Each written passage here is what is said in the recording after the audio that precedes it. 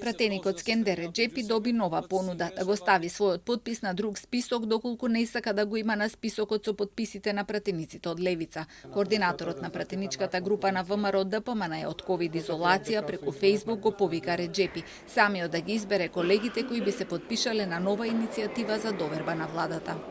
Колега Скендер Реджепи, да го сочуваме достоинството на пратениците и затоа ве повикувам заедно да ставиме крај на газењето на пратениците од страна на хибридниот режим и согласно член 92 од Уставот, изберете 19 пратеници од пратеничката група на ВМРО ДПМН, кои заедно со вас ке поднесат нова иницијатива до собранието за гласање на недоверба на владата на хибридниот режим СДСМ-ДУИ. Да нема изговори зошто се потпишал овој или оној, бидејќи ова е гласање против хибридниот режим на СДСМ-ДУИ. Реджепи одби да даде изјава за Телма по синокешниот состанок во партијата во телевизиска емисија најави можности да ја напушти алтернатива.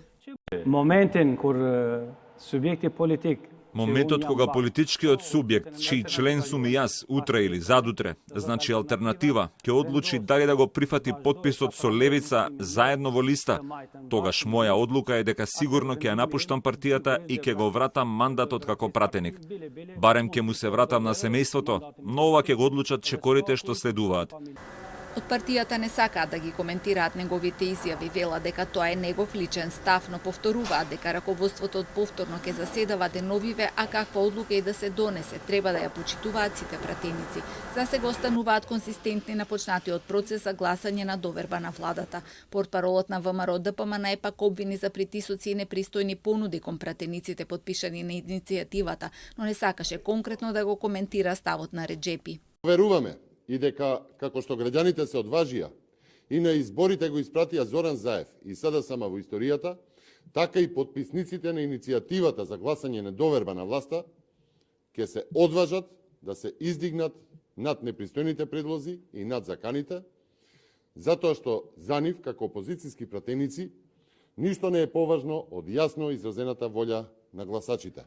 Откако беше поднесена иницијативата во собранието синоќа беше раздвижено до доцна. Во канцеларијата на Џафери се држеа состаноци со вице-премиерот Артан Груби, па со Ахмети и Заев. На крај се сретнаа и Мицкоски и Ахмети, но од нивните партии имаат сосема различни видувања на тоа за што точно се зборувало на средбата.